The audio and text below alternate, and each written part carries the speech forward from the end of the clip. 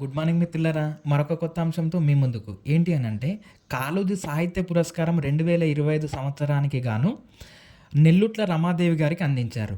ఆ నెల్లుట్ల రమాదేవి గారు జనగామ జిల్లా స్టేషన్ గన్పూర్ మండల్ శివునిపల్లె గ్రామానికి చెందినవారు. ఈమె ఈ అవార్డును అందుకున్నటువంటి 11వ వ్యక్తి.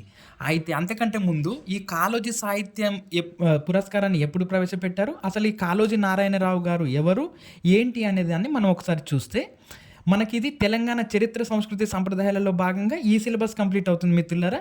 అదే గనక మనకు పురస్కారం చదివితే అది మనకు కరెంట్ అఫైర్స్‌లోకి వెళ్ళిపోతుంది. అంటే ఏంటి, దాని వెనకాల ఉన్నటువంటి కోణాన్ని తీసుకుంటే మనకు ఈజీ అవుతుందనమాట సబ్జెక్ట్‌ని చదువుకోవడం. సో, ఒక్కసారి చూస్తే, ఈయన సెప్టెంబర్ 9, 1914వ సంవత్సరంలో బీజాపూర్ జిల్లా రట్టెహల్లిలో జన్మించాడు. అప్పుడు ఈ ప్రస్తుతం ఈ బీజాపూర్ జిల్లా కర్ణాటకలో ఉంది. అప్పుడు మనకు భారతదేశంలో సంస్థానాలు ఉండేవి. ఈ బీజాపూర్ జిల్లా బొంబాయి ప్రెసిడెన్సీ కింద పరిపాలించబడేది. అనంతరం వీళ్ళు ఆ బీజాపూర్ జిల్లా నుండి వరంగల్ జిల్లాకు వలస వచ్చారు. ఆ వరంగల్ జిల్లా మళ్ళీ మన జిల్లాలు విభజించబడ్డాయి. అందులో 33 జిల్లాలు అయ్యాయి. ఆ 33 జిల్లాలలో ఈయన నివసించినటువంటి మడికొండ గ్రామము హన్మకొండ జిల్లాలోకి వెళ్ళింది. అంటే మొత్తంగా కాళోజీ నారాయణరావు గారు హన్మకొండ జిల్లా మడికొండకు చెందినవారు. తల్లిదండ్రులు వచ్చేసి కాళోజీ రంగారావు, రమాబాయమ్మ. ఈయన తెలంగాణ ప్రజలు ఎదుర్కొంటున్నటువంటి సమస్యలను, తెలంగాణ ఉద్యమంలో తెలంగాణ ప్రజల తరపున నిలబడి పోరాడినటువంటి గొప్ప మహాయోధుడు. కవిగా, కలంతో ఎంతో పోరాటం చేసినటువంటి మహనీయుడు కాళోజీ నారాయణరావు గారు. అదేవిధంగా తన రచనలలో పేదల యొక్క సాంఘిక నేపథ్యాన్ని అచ్చుగుద్దినట్లుగా ప్రతిబింబించేలా రచించాడు కాళోజీ నారాయణరావు గారు. ఆయన రచనలు చూస్తే నా గొడవ, కాళోజీ కథలు, పార్థివ వ్యయం, తెలంగాణ ఉద్యమ కథలు, తుది విజయం మనది, నా భారతదేశ యాత్ర, ఈ ఖలీల్ జిబ్రాన్ రాసినటువంటి ది ప్రాఫిట్ను ఆయన జీవన గీతగా అనువదించాడు. అంటే ఈయన రచనలలో కూడా తెలంగాణ ప్రజానికం యొక్క ఔన్నత్యం కనిపిస్తుంది, సాంఘిక పరిస్థితులు కనిపిస్తాయి కాళోజీ గారి యొక్క రచనలలో. ఆయన రాజకీయ నేపథ్యం చూస్తే ఈయన అంటే కాంగ్రెస్ పార్టీ తరపున ఎమ్మెల్యేగా పోటీ చేసి ఓడిపోయాడు. తర్వాత ఈయన 1958 నుంచి 60 మధ్య తెలంగాణ శాసన మండలి అంటే ఎమ్మెల్సీగా ఉన్నాడు. తర్వాత ఆంధ్ర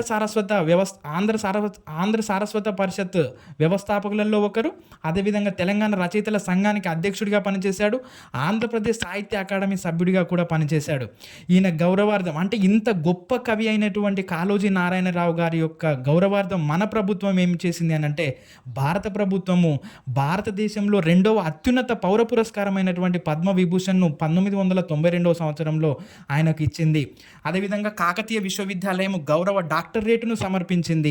కాళోజీ నారాయణరావు గారి యొక్క గౌరవార్థము మనకు హన్మకొండలో ఉన్నటువంటి ఆరోగ్య విశ్వవిద్యాలయానికి కాళోజీ నారాయణరావు ఆరోగ్య విజ్ఞాన విశ్వవిద్యాలయం అని పేరు పెట్టింది.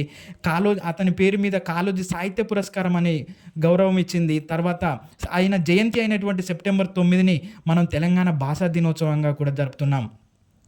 ఇలాంటి కాళోజీ నారాయణరావు గారు ఆయన అనేక వాక్యాలు చెప్పాడు. అందులో ప్రధానంగా చూడండి ఒకసారి, అక్షర రూపము దాల్చిన సిరాచుక్క లక్ష మెదళ్లకు కదలిక, అక్షర రూపం దాల్చిన సిరాచుక్క లక్ష మెదళ్లకు కదలిక, పుట్టుక నీది, చావు నీది, బతుకంతా దేశానిది అని పలికి తన బతుకునంతా కూడా దేశానికి అంకితం చేసి తెలంగాణ ప్రజానికానికి అంకితం చేసినటువంటి కాళోజీ నారాయణరావు గారు నవంబర్ 13, 2002న మరణించారు.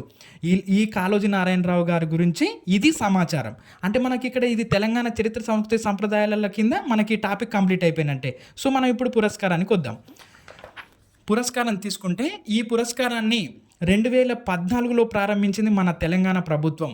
దీనిని ప్రతి సంవత్సరం ఇస్తారు. ఈ అవార్డు కింద 1,01,116 రూపాయలు ఇస్తారు. ఒక ప్రశంసా పత్రం, జ్ఞాపికను అందజేస్తారు.